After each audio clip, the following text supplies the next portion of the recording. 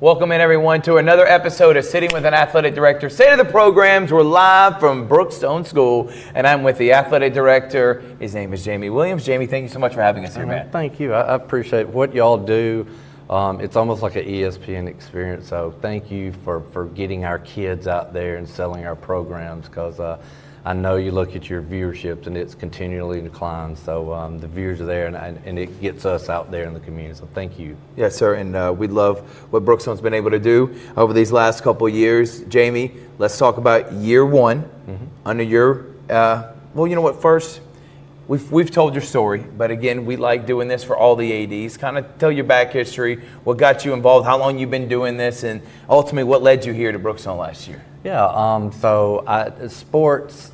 Grew up playing every sport there was, knew I wanted to do something with that, went to Auburn, walked on there, played for Coach Dye, then Coach Bowden, got injured, wasn't sure what I wanted to do. I was in pre-pharmacy and I took all these sciences and I realized I didn't want to see sick people all day. Paid very well. Right. My brother and dad are both pharmacists. But I just couldn't see myself standing in the back of a store. So I got into education and I had all these sciences. So I became a science teacher.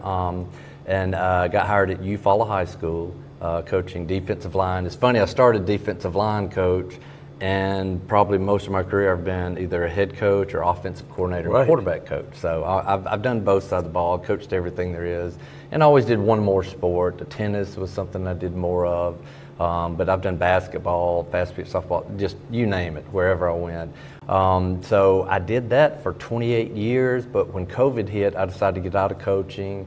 And I went back and got an online degree and became an assistant principal at Smith Station Junior High School, and did that for a few years. Realized, boy, that's really not what I want to do, because I wasn't around sports as much. Right. But I had 3 small kids and wanted to spend more time with them. So I was about ready to retire, and we were living in Opelika, commuting to Smith Station, and Opelika High School had a full-time athletic director job open. Did that for 3 years, and at that time it was about 25, 26 years. In the state of Alabama, you can retire after 25 years. My age group could. And I decided, you know what, it's just time to do something else. Right. I'll just get out of education, go to the business world. And nothing was really happening. My backup plan was to open up a landscape business, cut grass, because I always enjoyed doing that as a coach. You like being on the lawnmower, right? Yeah, very therapeutic. You can think a lot out there. And so in the business world, I had a friend say, man, you need a LinkedIn page. So I created that, and I was actually, the day this popped up, watching videos how to upgrade your LinkedIn, and I got a pop-up that said, hey, we're a search firm, we're looking for someone, you've checked all the boxes for a private school in your area, would you be interested? Well, I shared that with my wife. We thought it was a hoax. She was like, don't give your credit card number, social security number. Jamie, don't do it. I got it. And so I answered the email, and then they were like, it's Brookstone School. I'm like, wait a minute, I remember this school from when I was in Smith Station, and was a little familiar with it. So I did a deep dive and thought, boy, that is a lot of how I grew up. It looked like a community school. And where I grew up in Union Springs, Alabama, was a very small town, 4 red lights in the entire county, and only 1 high school in the entire county. Everything revolved around church and school, and I thought, boy, if I could get my kids in an environment where kind of everything revolves around the school and there's a community feel, and everything I saw and talked to people pointed in that direction. And so I interviewed 2 or 3 times, came here. When I got here, I realized I had been here before, coaching at Auburn High School. We came down here to play Coach Comiskey in tennis, and it did not end well for the Auburn Tigers that day. So I realized right then this place had a level of excellence, and did the interview, got offered the job, selling our house in Opelika, moving here, and after year 1 have immersed ourselves. All 3 kids are here. They'll be in the 7th, the 5th, and the 3rd grade. Wow. And my wife has taken a position here as an assistant teacher. So we've kind of gone all in. Awesome, man. And you get here and you realize, Brookstone has a lot of successful programs. You're not having to reinvent the wheel, but you want to be able to put your imprint on it, obviously. You're coming here. They hired you for a reason to make a difference. So what was year 1 about for you this past season, and what were you trying to learn and accomplish to get better in year 2? Right. I read a book. It's called The First 30 Days. It's a business book, and it stressed in there, like, as human beings, especially as administrators, you want to go in and leave your mark right away. Right. Go in, make major changes, overhaul. And that's generally when presidents get elected. You know, we're going to bring change. It's all about change. Right. And reading that book is like, never make a change for the sake of making a change. And that was on my mind. That's what you do as a coach. Right. You come in, you change the uniforms, the helmets, the team rules, how we're going to have our lockers arranged. Right. And so I said, you know what, I'm going to come in and just learn the culture, learn what it's about. Even though I had a lot of years of experience, every time you take a new position, it's going to be different. You know, different level. I've always been at really big schools, all right, where it's impossible to know every coach and kid's name, you know, when you see them in Walmart. No chance. Thousands, man. Right. And so this was a much smaller, it's a private school. The way finances are done are a lot different. The way eligibility is done is a lot different. So I just said, you know what, I'm going to sit back, and I decided I want to meet with a lot of people. And our head of school, Henry Howell, you know, just started throwing out names. Hey, you need to meet this, you need to meet this, talk to them. So either people took me to lunch or I took them to lunch, and I just started learning about the culture here and what the Brookstone experience is really, you know, all about. And so I mentioned earlier, you know, we're putting together an athletic handbook for coaches and families. Well, I'm so glad I waited a year, because I have so much better understanding. Right. You know, you get in big public schools and everything is just, golly, everything is out there. You know, we're in here in our little coaching bubble and the families, players, because it's so big, it feels like a college. Here it's the opposite. Right. You know, we have team moms and dads cook some grills out here for teams. So that was something I was like, you know what, I'm glad I did wait a year to kind of put together handbooks and form my opinion on things. You may mention Mr. Howell. Mm-hmm. Talk about, I mention this all the time, whether in any aspect of life, whoever is your superior or that support system, if they don't believe in your vision, it makes it nearly impossible, especially in sports. So talk about Mr. Howell and the admin believing in you and allowing you to do your thing in year one, learning, and then being able to give you the autonomy to be able to make the changes you need to make Brookstone athletics a best experience possible for the student athletes and the parents. All right. That's one thing that's not in any job description, and it's as a teacher, when I was an assistant principal, and especially as the athletic director, what do you take to him? Right. Because he's got a school to run. Right. You know, he's got everything to look out for. I just have athletics. athletics. Right. And so my job, and it was the same way as a teacher, keep things off the principal's desk. Right. You know, now it's to keep things off to Mr. Howell's desk. And so I met with him early on. I said, what do you want me to come to you for advice? What do you want me to come to get your input? Or what do you want to decide? He said, nothing. I hired you for a reason. And so that's why I put a lot of pressure on myself, because I sat in this room and met with parents, and I met in the interview process with student athletes and teachers and other coaches. And I feel this responsibility. It's like when you do an interview, it's like making a campaign promise. Here's my vision. Here's where I see us going. Here's the things I need to learn about private schools or independent schools. Right. And so once you get hired, well, now you've got to do those things. You got to deliver. Man. And so I've been set up for success. You know, I've got Jason Armstrong's the middle school athletic director, and he handles everything facilities-wise and everything that just would compound what I'm trying to do. And because my biggest job is support coaches and keep the boat going down the river. Right. Here's our vision. Keep it. Let's don't hit the banks. Let's don't hit the guardrails. Stay down the middle. Right. Ian Headley's an assistant athletic director. Taylor Britt, our girls basketball coach, and they have different things that they help me out with, and it's huge. You know, we all serve as game managers. Every athletic event, we're there just to keep the peace, make things are going fine. So I've really been set up for success. We have a communication department where I was at Opelika. I was my own communication department. I was my own marketing team. I did social media. Right. Here we have someone to do that. The finance team. You know, if I have any questions, so it's. If I failed this job, it's on me, because it was set up for success. Right. You know, and it's not without its difficulties, and I need to make some improvements here and there, but it's fine tuning. It's not, you know, retooling everything. It's just tweaking it here and there. And so I think the support I have around me, I don't have to do it all on my own, and I'm that person. Right. that, no, I'll do it. Like clean out this closet back here today. So It was like, literally blowing off the driveway in this nice stuff he has on right now. I'm like, Jamie, what are you doing? It's like, you like doing the little things, don't you? yeah, I do. And even in coaching, I liked a tackling drill better than I did Friday nights. Friday nights, I really didn't like. I'm a process guy. Right. And so, but I could literally call someone and have that done, but I have a little time before we met, and I thought, there's a blower in my truck. I've walked by this for a year. I can't stand it any longer. And so my OCD kicked in, and I had to at least blow it off. I love that, man. And I love the fact that y'all got such a great working relationship with your team here. Now, as we move on to this year, and you talked about putting a handbook together, are there things that you want to see that can be improved upon for Brookstone athletics? And it's not putting down anyone or saying anything bad, but everyone, there's always room for improvement, professional development. What are you seeing and hoping you can have in year two? At the end of year one, there's really 2 or 3 words that come to mind. Number one is the experience. I really want to protect that. Like when you come to our event, it needs to be part of the Brookstone experience.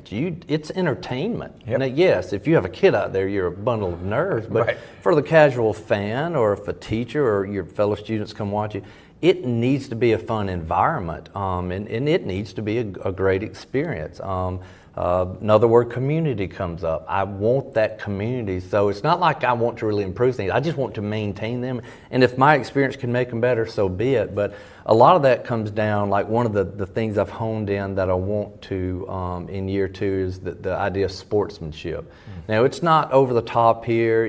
Parents are going to be parents. I get it. My child has started to play, and because I've had to deal with some unsportsmanlike stuff, I sit at Little League baseball games and my wife literally looks at me and is like, "Don't you say a word."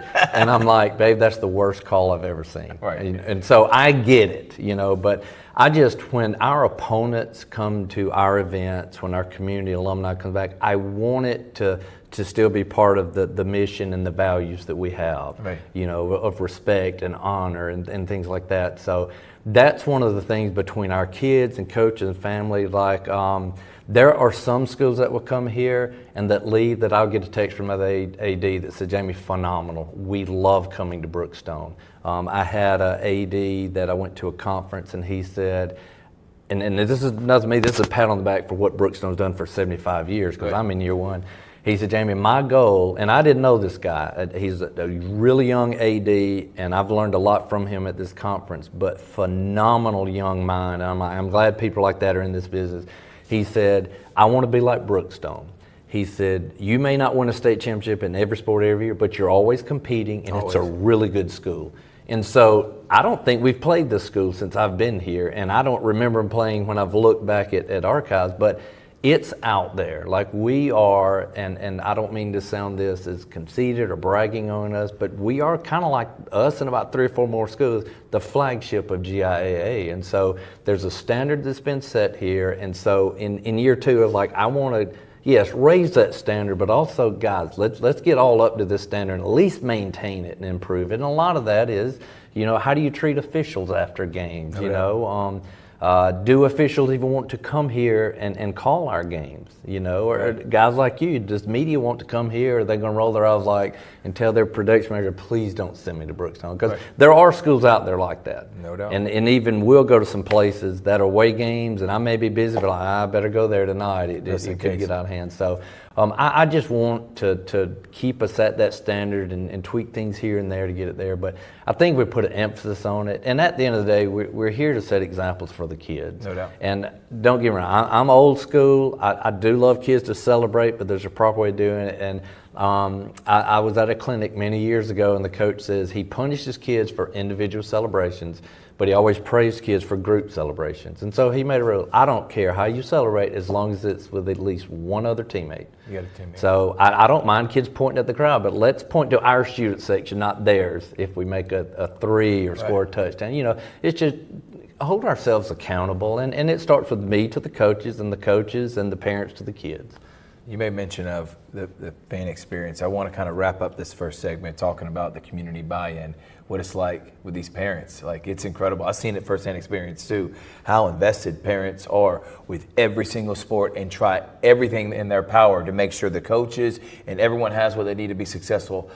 That's not, a lot of people are not used to that. You talk about public school, when you're begging to get volunteers, it's probably here, you probably had to turn some people away. You have so many people that want to help out. How was that like then, man? It's been fabulous. And I will say that for parents out there, be patient with us coming from the outside. Right. Because in a world, not every school, I've been to school, Auburn High School, you're going to get as much as you want. Opelika High School, right. City government will come in and help you. You need this grass cut. So, but there are schools, a lot out there, you're right. Like you're trying to find people to pull the chain on a Friday night. Exactly. Who can run the score clock at a soccer game, things like that. And so when you come from that environment, it's like, let me keep that at a distance. I'm going to run my program. And it's very hard to kind of invite people into your inner circle. It's not that you don't trust them. You're just, I want things done a certain way. Right. Here at Brookstone, and I'll say this, parents, be patient with us because we're not used to this, a lot of us. To where you come here, we have a team mom in every sport. Right. Dads will be willing to help out. And they want to be asked. I tell this whole thing. I went to a small church. These little old ladies, they've been coming to Eastside Baptist Church their entire life for 70 years. But if you're the preacher and you don't go visit them at least once a month and invite them back, they'll dislike you and go somewhere else. Right. And so it's kind of like around here, we do need to do a much better job with communicating parents. Yes, we want help, we need help. But as a coach, that kind of scares you because, it's still, I get to call the plays. Right. I get to decide what color shoes we're going to wear. Right. And so, yes, the resources we have here is second to none. Our facilities, Stratford, great facilities. When they came here for the baseball, I said, man, I love y'all facilities. They're like, are you kidding me, Jamie? Look around at what y'all have. Right. And so when you go to visit these other schools, we should never complain. Now, I'm not saying we should never strive to get better, make improvements. I'm not saying that, but we really do need to appreciate what we have. And a lot of that is over the years, parents put in resources, their time, effort, energy, and you're right. This place is like a community center. Probably right now there are 40 parents on this campus somewhere.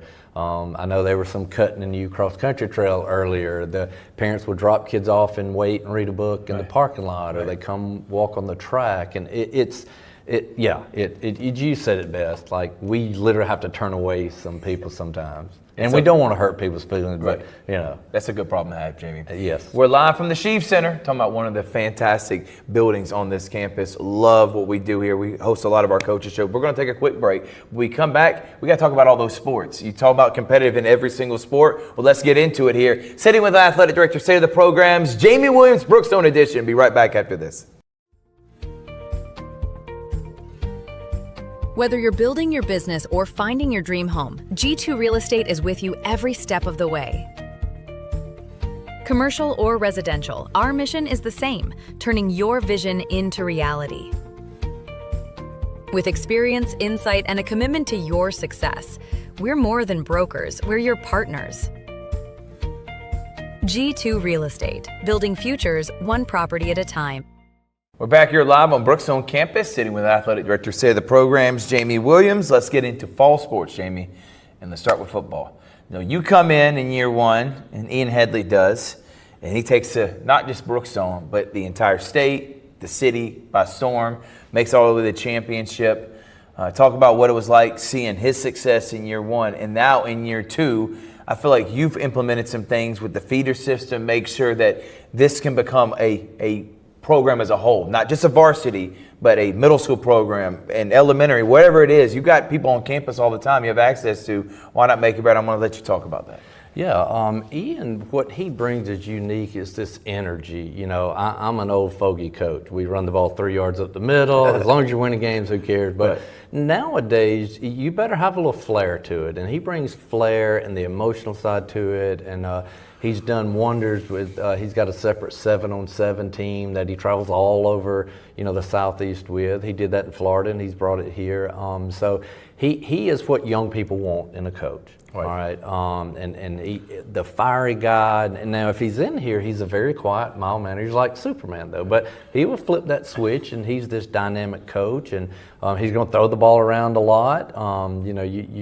If you're an athlete and you like to throw and catch the ball and get yardage, this is the place for you.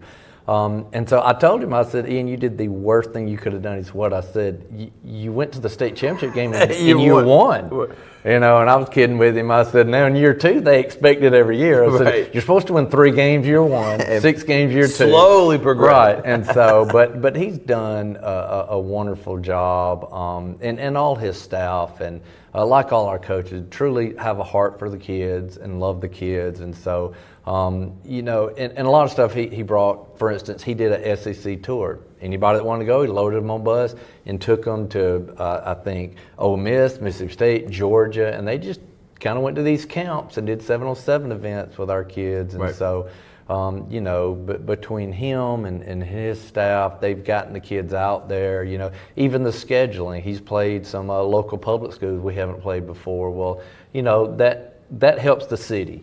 You know, and us being an independent school, if 1 or 2 of those kids decide to come here in the future, hey, we'll take them as well. So yeah, he's just brought, I'll say, an energy that is needed. Now you get back out in the coaching ranks right now, for those who don't know, but how important it is having a really good JV, middle school team, a feeder system. Unlike public schools, you have elementary and middle schools on your campus that you can teach them how you play in the varsity level. So everyone's learning is an easy transition. Why was that so important for you this offseason? Well, it's a term I got from the classroom when I taught science back in Auburn City Schools. We would have vertical alignment meetings. Chemistry teacher, what do you want the physical science teacher to teach these kids? Bare minimum, not what the state says. What do you as a teacher find that is lacking, we need it? Right. Junior high teachers, what do you need elementary science teachers teach? And so I took that, I said, why can't we do that with sports? And a lot of schools already do that, but I wanted to make it an emphasis in year 1 that. And so we looked at it. We hadn't had a lot of success at middle school, no fault of anybody, just the way it's set up. JV, a school our size, is very hard to have a JV football program. So to make sure you have enough games, you got to play much larger schools, and that's not fair to our kids. No. I mean, we're not going to shy away from a challenge, but there's a reason there's classifications, right? Due to school size. And so I looked where I had played, and I looked at the Alabama model. They do varsity, junior high, which we're still going to call JV. That is 7th, 8th, and 9th graders. Yep. And the whole reason is that as a 9th grader, it is very, very tough for a school as successful as Coach Headley had last year. It's very tough for a 9th grader to get on that field with a lot of playing time. And I'm like, guys, we can't have a whole group of 9th graders just take a year off football. They need to play games. So we decided, hey, and they had scheduled JV games before, and we'll schedule 8 every year. And this even happened at big schools in Alabama. As the year goes on, people get hurt. They have to pull up JV kids, and that schedule goes from 8 games down to about 3. Right. And people complain about that, but we never canceled one. But we can't tell another team, yes, you have to honor this if they don't have the team anymore. So we decided to do that, and I said, well, guys, we really don't need to have 6th graders or 9th graders on the same team. I said, what if we bump the 6th grade down and have a peewee team, which I hate that word peewee. So we're calling it youth football, Brookstone youth football. And so I thought, you know, we'll do this, and I had some parents say, Jamie, you're going to run into the safety issue. If you have 3rd graders out there through 6th graders, and I said, well, guys, for at least the first 2 years, I'll coach it. You know, I've stayed abreast of all the concussion stuff, take head out of the game. Right. I've gone back and got certified on heads up football through USA Football and a lot of stuff, you know, but now it'll be a point of emphasis. And we were hoping to get 12, 13 kids out there. Right. All right. Well, we've got 28 right now. And I think more will join. A lot of people are waiting and see. And we're going to play the schools. Ironically, my son's going to be a 3rd grader on the team, but he's going to play against the same schools I did in Alabama: Glenwood, Chambers Academy, Springwood, Lakeside. That have similar teams like that. Have the Pee Wee. Yes. And I like how they do it in Alabama. Yeah. I really do. Yeah. I think and so now it'll give us a chance to I can teach the very basics, which I love. Yep. Send them on to Coach Mathis. He can take them and add a little bit more to it on the varsity. So we're trying to streamline it. But, you know, adding that, it creates excitement. They learn the fundamentals, and you know, we've sat down and kind of even talked about how much does winning out of 10. 10 is win at all costs. 0 is just let everybody play. Right.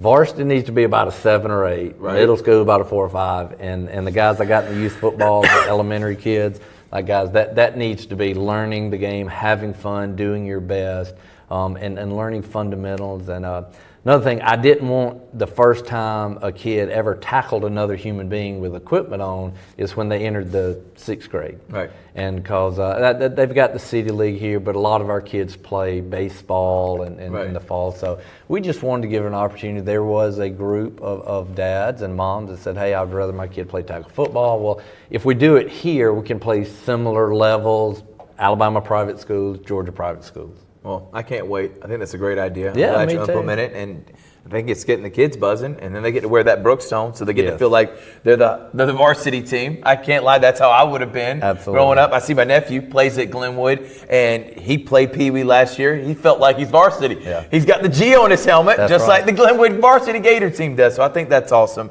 and I think that's very important for the growth of this. So Ian Headley, year 1, unbelievable season, made it all the way to the championship. Broughton Brent comes back. Philip Farmer, the D coordinator, and a lot of skill players. So yes. We're talking about high expectations for them.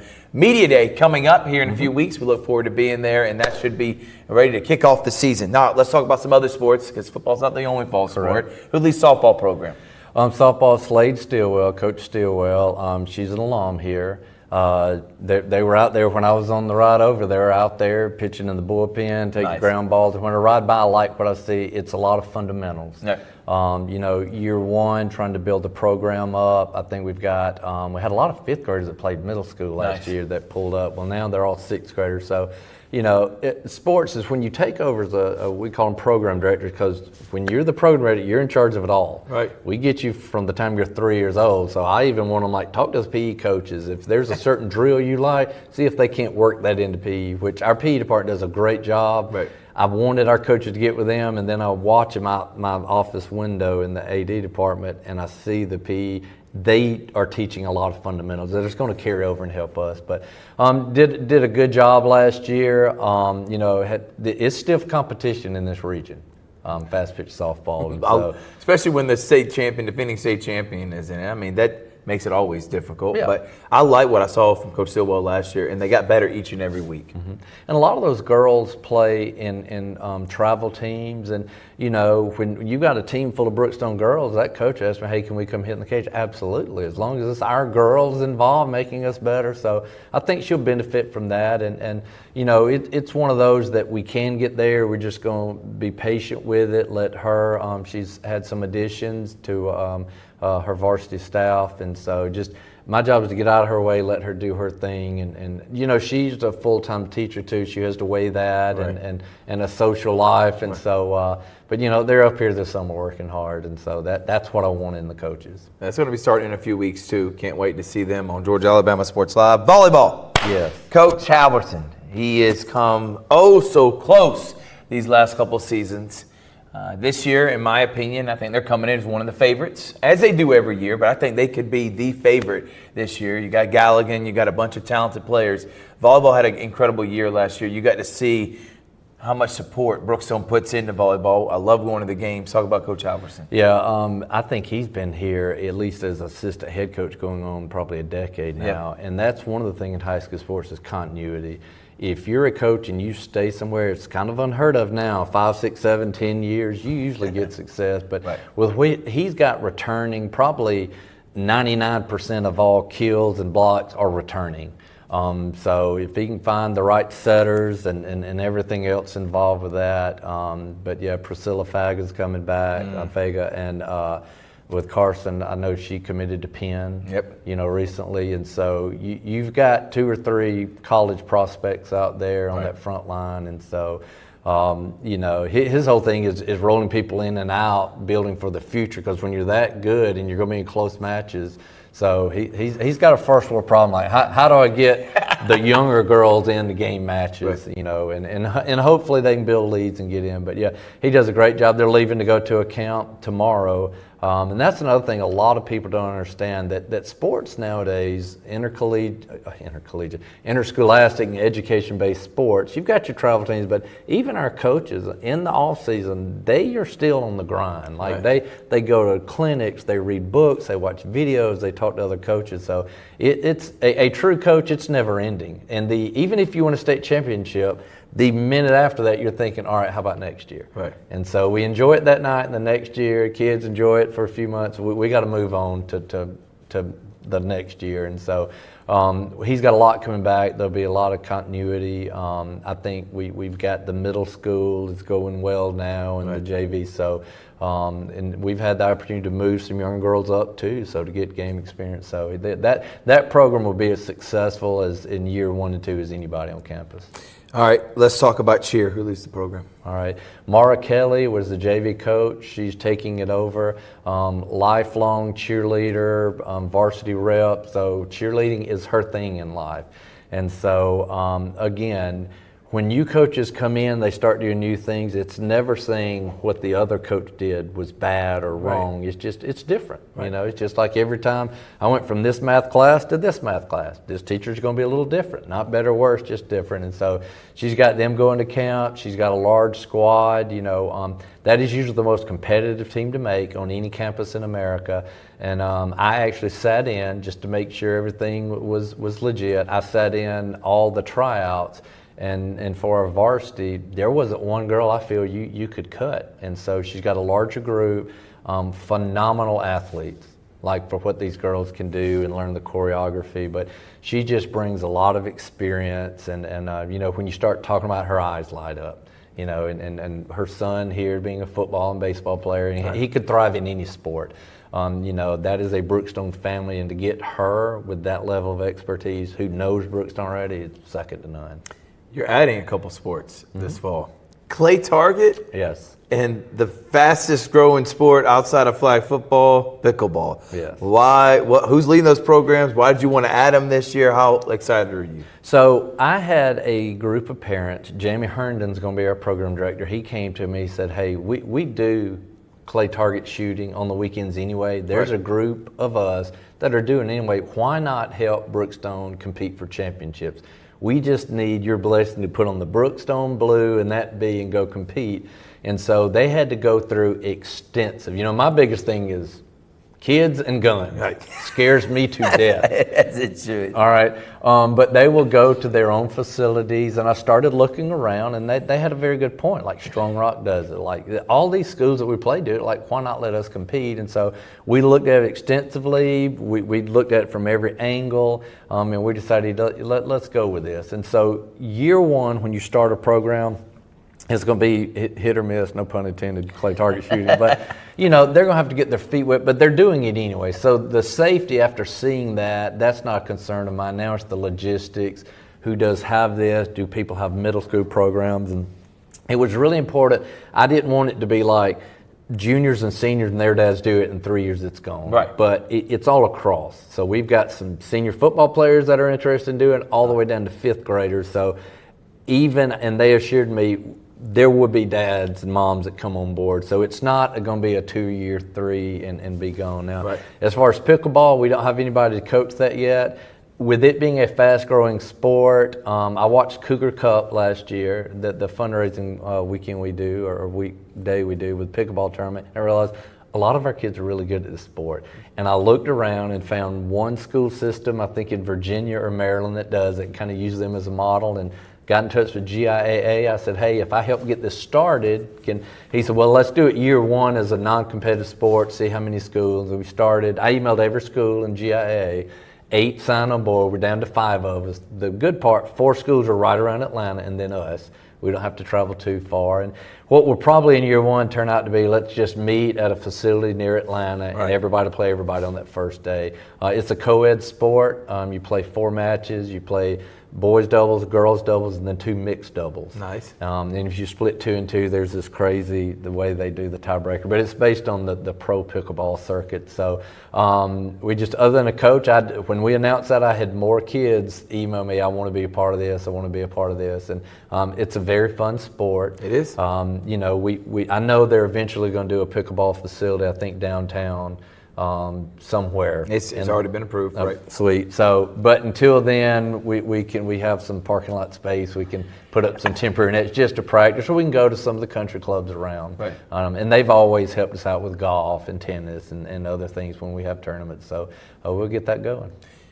There's a sport that I'm telling you, I think it's the toughest sport in fall, and it's not football. It's cross country. because they run in the hottest time of the year. It's Hell's Kitchen right now, and they're out there running. Now, you were telling me your coach is doing something unique, and they're running at night. So who leads that program, and how are they preparing for the season? So Tracy Kalish and her husband headed up for many years, and she got this thing rolling. It is very successful. It is a non-cut sport, because if you're willing to come out in the heat and run, we don't cut in that. So in every season, we do have one non-cut sport. So there's something for you here. And so she decided to step away after doing it for many years, and Rich Salino has taken it over.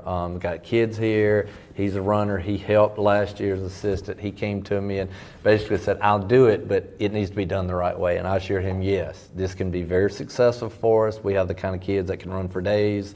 You know, we don't have a lot of 6'6", 300-pounders running around this campus, but we got a lot of kids that are 8% body fat or less that can run. No doubt. They're up here all summer. You know, I've always said about cross country, and I became a runner for a while. You can get a cult-like mentality, like, no, this is who we are. Right. This is our group. We get in our groove. Leave us alone. As I came to work this morning, I can hear him in the woods. He wanted to extend. We do 2 loops around our trail. Right. Well, he wanted to make it to where it's just one huge loop, and so he has expanded it to cover all of campus. He just said, just give me the green light. I don't need help. And so he was up clearing out brush in the forest in front of the school this morning. But he, a couple of times he sent me things, they called it a headlight cam. I don't know, are they wearing like the thing you get from Harbor Freight with a little flashlight on front? That's awesome. Doing stuff like that creates excitement, and that's what kids want. Right. They want to have fun, and they want to be around their friends. And there's this niche in every community that they're just runners. Their parents are usually runners. It's a sport you can do for the rest of your life, till the day they put you in the earth. And so we get a lot of runners. I think middle school last year probably had 30, 40 kids.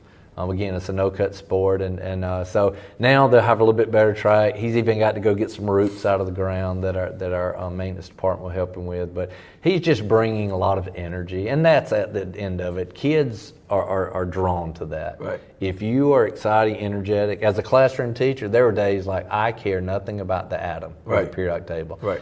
But I had to flip that switch, and I started every lesson. This is my favorite lesson of the year, and the kids are like, "You've said that 200 straight days." But you know, if you're excited about it and you love it, the kids will too. Flag football, finally. You're in we're calling this a winter sport. I know it's difficult, especially with female sports. Like you got volleyball, softball, and flag football trying to share athletes. That's a difficult task to do. Flag, obviously, the fastest growing sport that there is. Who's leading that program? And last year made the playoffs, and trying to build upon that. What are you excited about this year? Yeah, Justin Fentress, I believe he started the program a few years back. You know, it continues to grow. Colleges are now giving scholarship. Point University right up the road here. So you've got Central, who's won national championship right next door. You've got Pacelli, who's as good as they are in the state of Georgia. So we're in the hotbed of it, and now it's just growing the program. We do need to add a few more coaches. But yes, it is growing a lot. He does a great job, and it's weird. It really is, football's a fall sport, but we're considering a winter because you're right. To compete for the same athlete, you've got softball, cheer, and volleyball in the fall. So if you make it a fall sport, it's going to be very tough to field a team because you're losing all these athletes. You want the volleyball and the cheer and all the girls' sports, cross country. You want all them out. And so the GIA literally stuck it in between fall and winter sports because not a lot of GIA schools have flag football, so you want to be able to compete against the public schools. So they tried to align it with GHSA schools, but it was still just stuck right in the middle. And so we looked at it and said it takes 2 weeks out of the fall and 4 weeks out of the winter. We'll just bump it to winter sport. So now all you're really going to be losing are their basketball players. And now you can, as volleyball finishes up, this practice already started. So it's fast growing, it's fun. The kids learn it in middle school PE and even before that. And so, I'm excited about that. We do need to get more coaches involved. and parents, anybody listening to this, like we always need coaches. And it's not that we lack, but if we're going to do it the right way, you've just got to have enough support and have more eyes out there, because we want to keep larger roster, especially in a game like football. You can have offensive only, defensive only, special teams. So we just need more eyes out there. And as the new teachers come in, I give my spiel every year at the new teacher orientation about getting coaches. So hopefully you'll have some that want to volunteer this year. Absolutely. Jamie Williams, Brookstone AD. That puts a wrap on the fall sports. We'll take a break. We'll do winter and spring. Sitting with an athletic director, say the programs, live from the Chiefs Center here on Brookstone campus. Be right back after this. To get your case started, do yourself a favor and visit us at MikeCostelloLawFirm.com. 24/7, nights and weekends, 365 days a year, and we only collect if you get paid.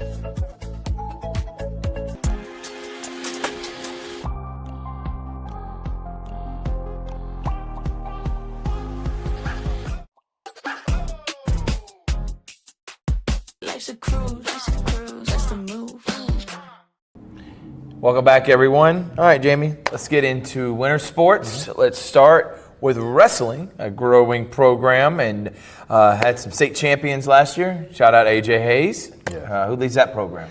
Coach Faust does. Let me say this about that man. He is a great wrestling coach. He's an even better teacher.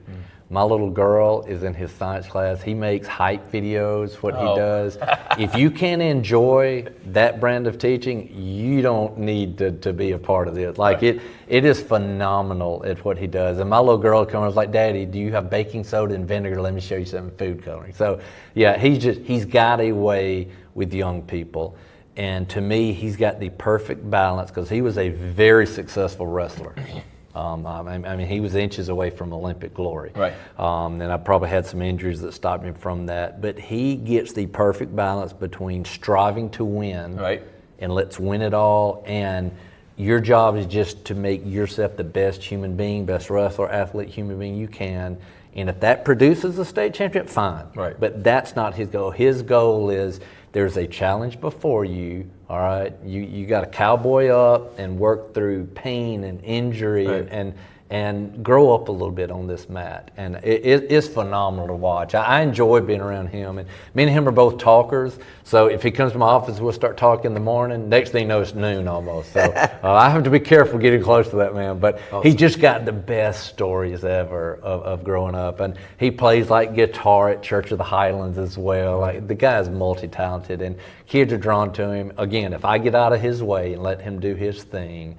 And he's one of these guys too, talking about me blowing off and cleaning the closet. If he goes in that wrestling room, it's not up to par, like, he's going to knock it out and get it clean. And he may come to me, he's like, Jamie, we need the walls painted, or we need this. But he has a standard of excellence, and he has pushed kids. And we had a state championship wrestler, and I don't know how many years. I want to say maybe in the last 20 years, this is our first. Don't quote me on that. I would have to go look at the Wall of Honor out here. But yeah, so first a state championship wrestler in a lot of years. I like that. And again, I love hearing that about teachers. As a former teacher, if you're not having a fun time and you don't love what you're teaching, why the heck are the kids going to love learning from you learning that subject? Because no offense, especially science, I mean, that's a thing that you have to have. What's the word I'm looking for right now, Jamie? Now I can't even think of it. Anyway, Jesus. Passion. Charisma. I mean, Richard's behind here giving me some examples, and I cannot think of the word. Acquired taste. Yes. That is what I was looking for. And I was a teacher. I could not think of that. Let's move on from swimming, from wrestling. Let's go to swimming for our best up again. Jamie, who leads that program? Right. It's easy to remember her name, Karen Waters. If you have a swim team, you want the coach's name to be Waters. Right. She's done it for a lot of years. I think she swam at Auburn, very successful. We had our middle school coach retire, and so she's bringing on one of her former swimmers to help her along, who's going to kind of be the head coach in waiting. Coach Waters done it for a long time, and it's just time to pass torch. And so that's a unique situation, because I know one school I've ever seen that had a on-campus pool. And so all the schools, you have to go where the club teams are, the aquatic centers in whatever city. And so she's got to get over there, get practice, get the kids. They got to get out of the pool, get dressed, make it to school. So it is a huge task for what she does. And anytime you go to a meet, it's not like there's one 2 minutes from here, but there are some close by. But she goes to Atlanta a lot, and they go all over the state. And swimmers they just, because they spend so much time in the pool, they are time management like connoisseur, like that they get it. Right. And it's usually very high grades, which at Brookstone, there's a lot of sports that have high grades, but specifically swimmers, because they spend so much time, they have to manage their time well. It's an individual sport, so you can do other sports. So a lot of our swimmers do other things, and it's just a very close-knit group. When you go to one of the events, like the one I went to, the Aquatic Center, they're all huddled around. And wrestling's a lot of the same way as cross country. When you do that, you're a fringe sport, not by design, but we're in the deep south. Football is going to be number one, and not a lot of swim programs. A lot of schools don't have that. A lot of schools don't have wrestling, or like girls wrestling, we have a few that do that. Right. And so when you go to these meet, they're all like, listen, I understand what you go through. So they're thick as thieves. It's like one big swim community. And I got to say something about wrestling, go back to wrestling. Biggest rival, Pacelli. When Pacelli comes to our wrestling meet, for a tournament, they used our locker room. So I go in there, and there's Brookstone Pacelli kids. And so if some of them needs a headgear, yeah, here, just have mine. It's cross country, swimming, and wrestling are a lot like that. So if you're at a swim meet and someone doesn't have goggles, somebody from another team will help you out. And so it is a neat way to look. And to me, that's what I'm going to try to beat your tail in this pool. Right. But outside that pool, we're going to be cordial, sportsmanship. We're going to show each other respect, because I go through the same thing you do. You know, I'm on the swim team. Right. We don't get the same recognition as all the other sports. So they all feel they're in the same boat. And it's a neat thing to see. But Coach Waters has that thing rolling, because you've got to get out there and recruit the kids too. You know, you've got to make them known, hey, we have a swim program. We want you to be part of this. Right. Here's our practices. So it's just phenomenal job. And a lot of wisdom in that coach. So she'll bring up some things sometimes like, yeah, I didn't think about that. Thank you. For basketball, those are some of the first hires you had to make this past year. So let's talk about Coach Britt and Coach Billingsley and how good of a job they did in year one. Yeah, coming in, establishing culture year one, that's what you have to do. Coach Britt had several years in independent schools. She can bring that, so she's not having to do the transition from public to private. Coach Billingsley has been here. He was a head coach at St. Luke. He knows all the kids. So he's in a unique position. He'll be further along because of the continuity. Now, each grade that comes to him, he probably coached him at St. Luke. And the kids, he was an assistant here. And it's so funny. He's very quiet and laid back. And in his interview, he said, I'm aware I'm that way, but I wasn't the head coach. My role was not to be front and center. Right. And that impressed me. Like, he had the wherewithal to realize, like, hey, I'm not the disciplinarian yet. Now he's the head coach. He has to be. And so he again, plays very stiff competition. You can travel all over the state and find private schools, but there's so much talent right here playing. So locally, when you get out there, you're rolling up here. You're playing much larger schools. And again, that's why we have classifications. It does matter. And our kids hold their own. What impressed me most about him, other than his interview and the awareness he had about the program and his role before and what it would be now, we beat Pacelli in volleyball at home, and he said, all right, he told all the basketball players, if you come, I'll buy you pizzas, but I want you there. And I'm telling you, every time they were cheering, we would get up. And the time they would relax, it was like we were feeding off their energy. Right. A few weeks later, he's at a softball. He's got the basketball team there. So he is a coach that has bought into the entire athletic program. I want my kids involved with this. I want them doing this. And so he's a program builder, do fine. Coach Britt coming in, she's got a couple of assistants that are really going to help her out. She is adding a JV program because she wants to, even if we don't have the numbers, they plan to do that. Even if it's to take varsity players that need work and play them on a JV. We're not going to play seniors down, but that is her vision. We've got to get a JV program rolling. Awesome. to get this going. And she's someone, she did middle school volleyball as an assistant last year. You will see her at so many events. I know what she's doing. She's out there recruiting. I think it's very wise of her to do that. No doubt. She will come to a track meet, even when she doesn't have to work it.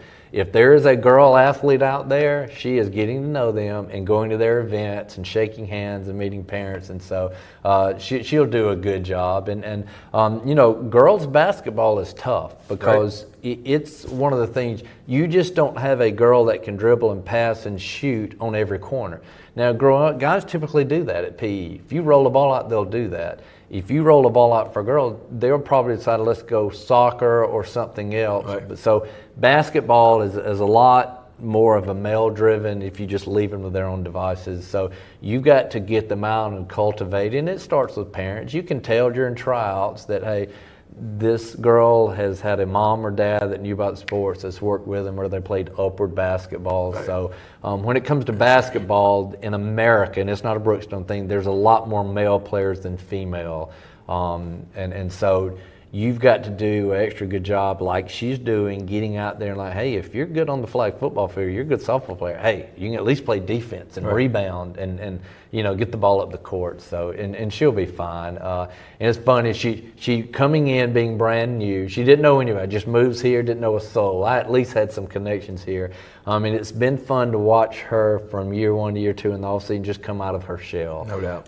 And it's just like, wow, what a big personality. And like, you know, and I hope the girls see that, because as coaches sometimes we act all serious and you know, we've got to be whatever. And so I read a book recently, it was talking about, it was a Navy SEALs, one of the guys that put their program together. He said, you've got to show vulnerability. You've got to let people see, I'm a human too. I shop at Walmart, you know, I do all the things you do. I'm human. And so I think the girls will see that in year 2, and I think it'll help that program a lot. All right, let's go to spring. Coach Mathis. Some guys call him, including myself, that's champ. He has back-to-back, and this past year lost in the semifinals. He has set a standard of excellence every year to be one of the top programs.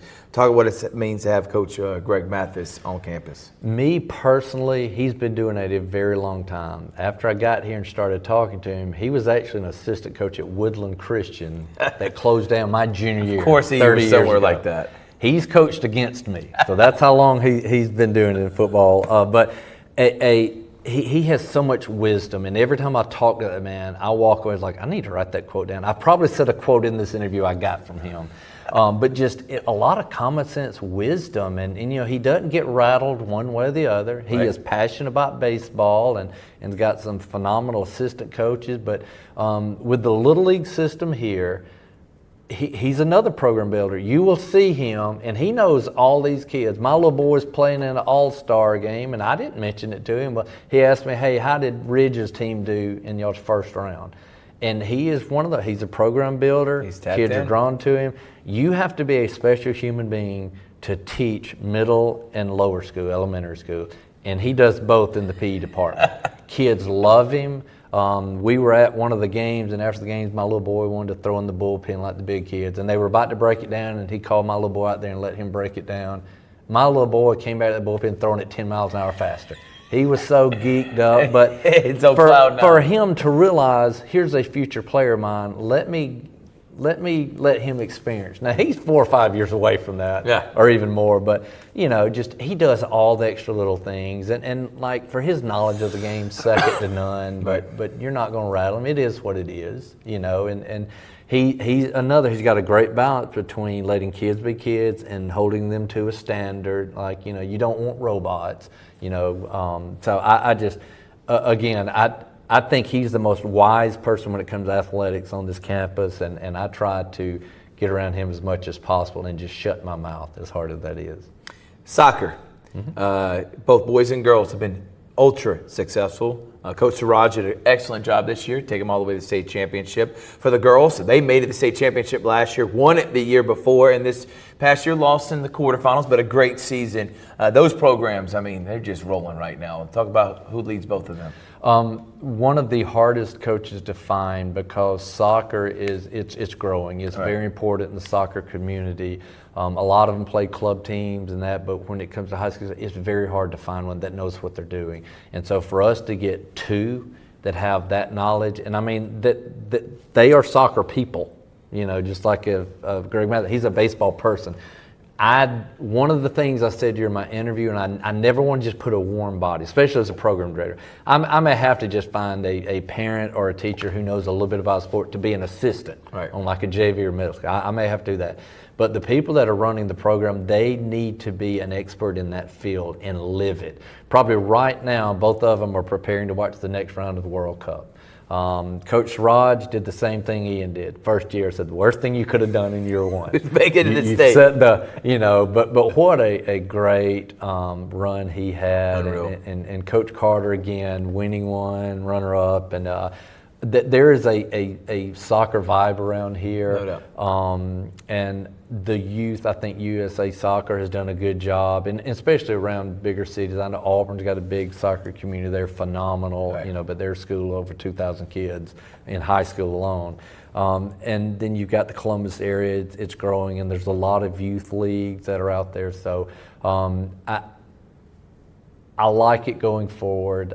Both of them have a good balance with it. We're here to win state championships, but we're not going to do it at the expense of mistreating a kid or doing it the wrong way. And so, neither one of them, knock on wood here, are going to get kicked out of the game. They may get a yellow card, but fighting for your kids, and I have no problem with that.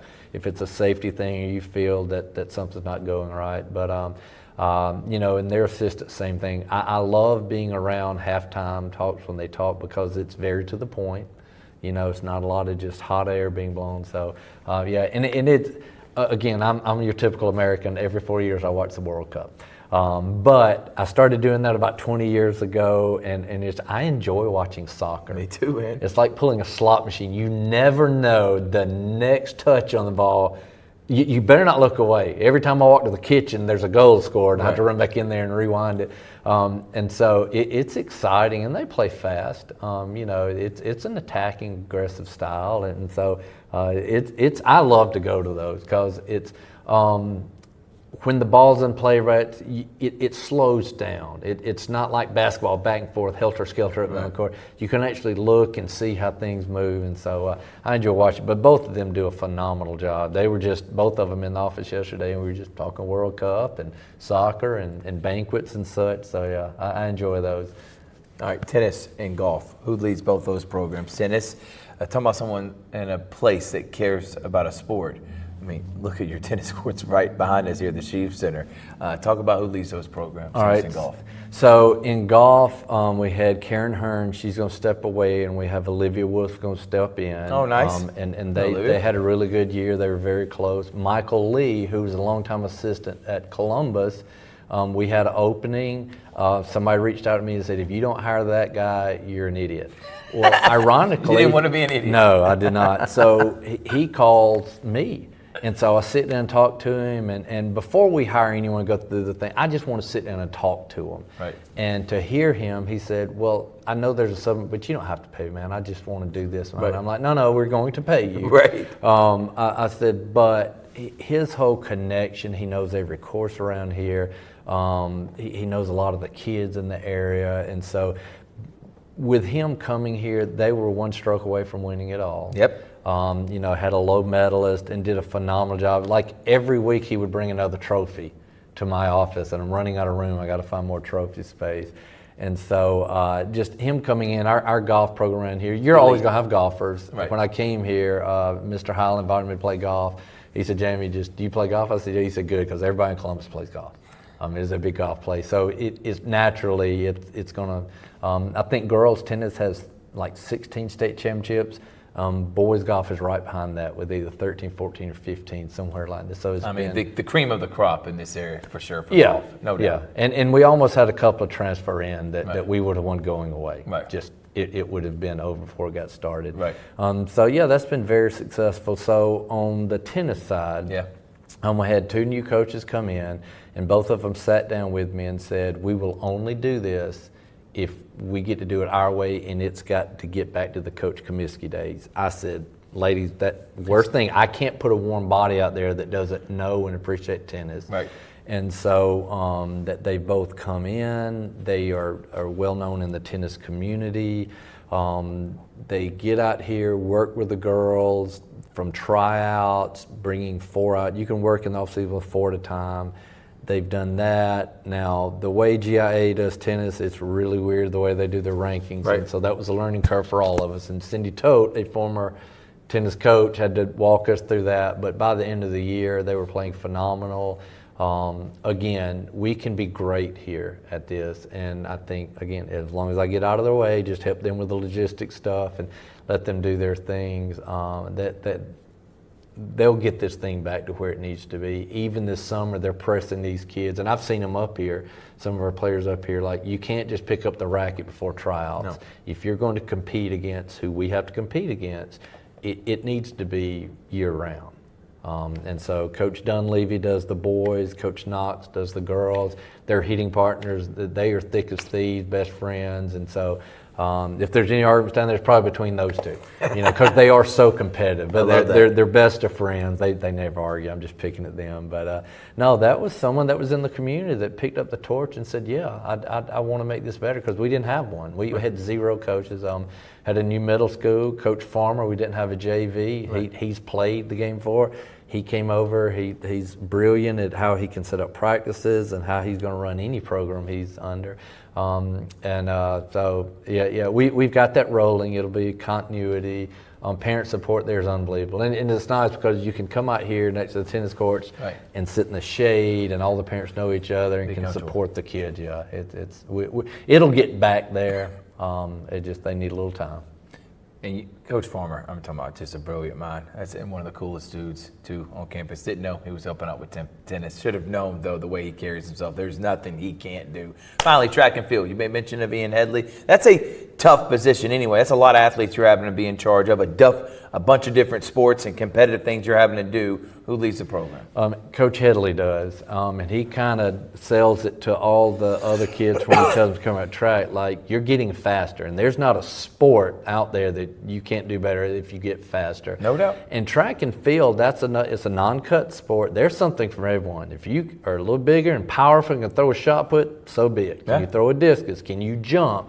Can you jump over hurdles? So it's between the speed, the power of your throwing events, and then your middle distance and longer distance. It's like a cross-country wrestling and sprinting team, football team, basketball team, all rolled into one.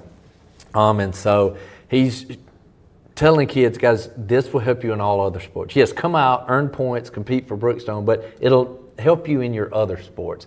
And so it's kind of free personal training, to be honest with you. And so we actually had a former Olympian who just was in the area, said, hey, my heptathlon's stationed at Fort Benning over here. I don't want a full-time position, but I would like to come out. She was almost made the Olympics in the heptathlon. And so had a world knowledge, could handle all the throwing and stuff like that. And so we are wanting to expand. They got reassigned, so now she's living in Ohio. So we got a couple of slots open there we'd like to fill. But you mentioned Coach Farmer. We decided we needed a middle school track team. And so that's something else we're adding in my second year. And Coach Farmer volunteered and said, I'd love to do it. And so he was going to be a varsity coach. Well, he's going to do the middle school program. So again, it's another non-cut sport. And middle school right now, I counted it up.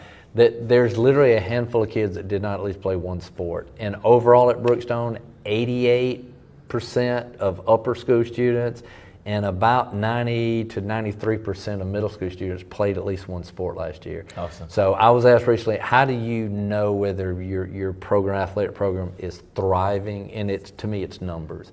I'm like, if you've got 90% of your from 6th grade up, 88 to 90% playing at least one sport, it's where it needs to be. Right. You don't want that to drop, and of course that'll go up and down in years as some groups just come through that are more athletic than others. Right. But we even track how many 2-sport athletes, how many 3-sport. We actually had about 3 middle school girls that played 4 sports last year. Awesome. And we're pretty doggone good at all of them. So to add the middle school track program now would just give a lot more opportunity to the kids that, hey, if I don't have a spring sport, because there are certain things like pickleball, tennis, golf, throwing a shot put that are very technical based. But if I can run, I can run. Right. If I can jump, I can jump. Right. Now just let's get you out there and hone that in. And I think that's again, the point of emphasis I've taken away from this is building those middle school programs for almost in each and every sport. Because if they don't feel comfortable here in middle school, that could open the door for them maybe want to go somewhere else for high school, whatever it may be. But if you give them a good experience here in middle school, make them feel a part of a bigger program, they're going to want to stay and stuff. So I think that there's no downfall in doing what you're doing. Jamie, let's take a quick break and we'll come back and wrap it up and talk about expectations for next year, your vision in year 2. It's Sitting with an Athletic Director. Say the programs live from Brookstone. Jamie Williams will be right back after this on Georgia Alabama Sports Live. I'm Mike Costello, and this is what we do. Car wrecks. Yes, car wrecks. So call or text us today or visit us at mycostelolawfirm.com. Costello, car wreck. Car wreck, Costello.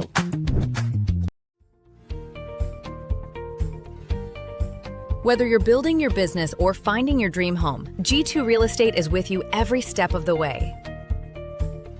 Commercial or residential, our mission is the same, turning your vision into reality. With experience, insight, and a commitment to your success, we're more than brokers, we're your partners. G2 Real Estate, building futures one property at a time.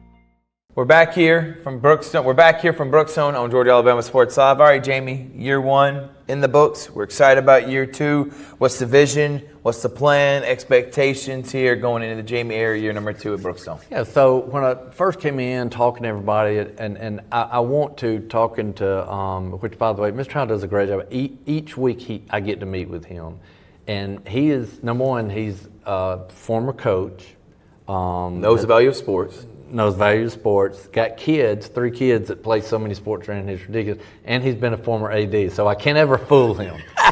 So I bounce a lot of ideas off him. And when I was talking to people, I said, all right, each year I just want to take 2 or 3 things that I want to really like laser focus on. Not that other stuff's not important, and it's going to be a rolling list. First year, I thought vertical alignment, get that going, was a lot of teams are already doing that, but we need to formalize it. I need y'all to meet and talk about these things. You know, very generic as a whole, but baseball needs to be specific. Wrestling, do that. The other thing was middle school. We named a middle school athletic director. We are adding some programs. Awesome. They need uplift. They don't need to get hand-me-down jerseys that are 4 sizes too big. No. We need to show them love. Give that good experience. Right. The third thing was equity. And when you bring that up, everybody goes to title line, male and female. No, it's across the board. If you are an athlete here, no matter what your situation, no matter what your genre or niche, that sport deserves respect. And I always view this example when I was at Opelika. We started bowling.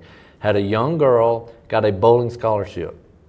All right. She was not getting a scholarship in any other sport. She didn't play any other sport, but because that sport got started, a community guy came to me like, the clay target, I'd like to start bowling. I'll do everything. Well, that girl and her family, that sport is just as important to her as the starting quarterback at Opelika High School. No doubt. So whatever your kid does, that's very important to you. Now, society, we may say, hey, we're in SEC country. It's football, man. Right, it's going to be football. But are they going to get more resources? Yes, because they have the biggest roster. They have the biggest needs. A helmet costs $300-400 or more now. Right. So it's not treating everybody equal. It's treating everybody fairly.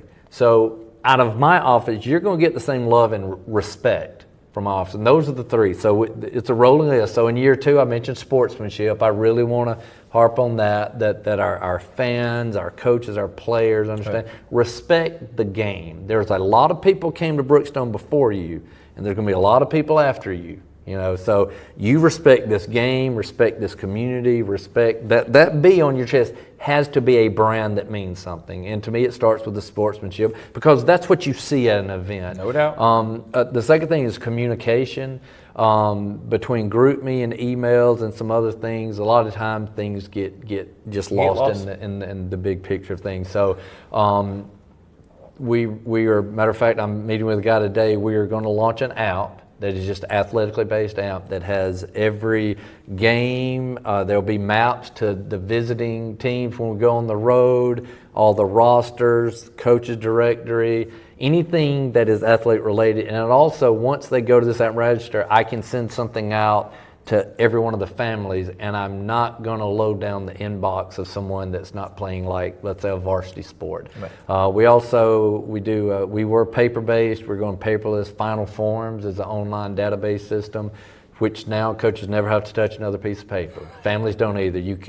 Kids and parents can sign online. They upload all 4 pages of the physical.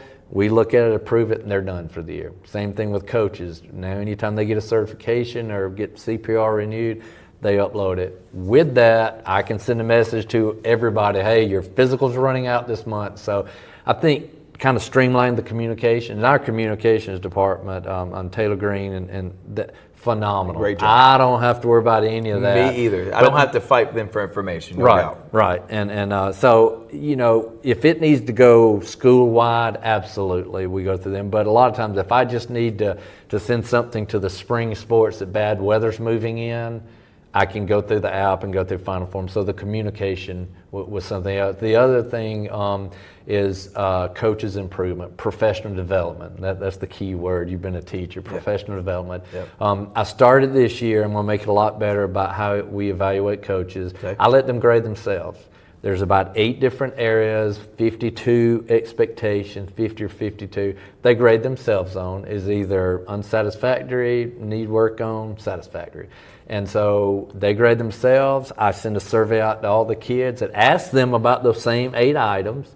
I have my input into it. We have an end of the year meeting. Then they pick 2 things they want to improve on, and they make a plan. So it's like in the world of teaching, I've become kind of the principal. I've evaluated you, you evaluate yourself. How we go forward. So in year 2, it's like following up with all that, helping coaches. Hey, well, here's 3 clinics that you can go to, and giving them ideas. So the coaches getting better and me supporting them and giving them ideas, because let's say if we have 18 sports here, other than I think Coach Carter's been here a while, Coach Faust is in about year 3, Coach Haverson's in about year 10, but I think 15 of the 18 sports. Now, you may have been a head coach somewhere else, but this is their first head coaching job at Brookstone. No doubt. So 15 of the 18. So this is all on me to, hey, just give them ideas, not browbeat them like, you got to get better. Well, how do I get better? You tell me. You've been doing this almost 30 years, right. Jamie. You tell me. So those 3 I'll add to my emphasis list, and we'll still keep hold on. But the communication and sportsmanship and, just being able to get the word out to parents, because a lot of the complaints I had this year, speaking on the communication part, is like, well, I went to Max Prep. Well, Max Prep, somebody from another school changed the time. Was it Eastern or Central? Right. So now it'll be one thumb, and I don't have to log in to CougarNet or something like that. And then to help these coaches get better, those 3 will be definitely something we improve. Well, you've done a great job. Well, thank you. In year 1, he's coming in to try to help Brookstone get started, and I'm bombard him. Hey, we want Brookstone on Georgia Alabama Sports Live. Absolutely. And I appreciate you doing that, and I look forward to year 2 and showcasing all the great things that are happening here at Brookstone. That's Jamie Williams. That puts a wrap on Sitting with an Athletic Director, State of the Programs, Brookstone Edition. Thank you all so much for watching. We'll see you next time on Georgia Alabama Sports Live.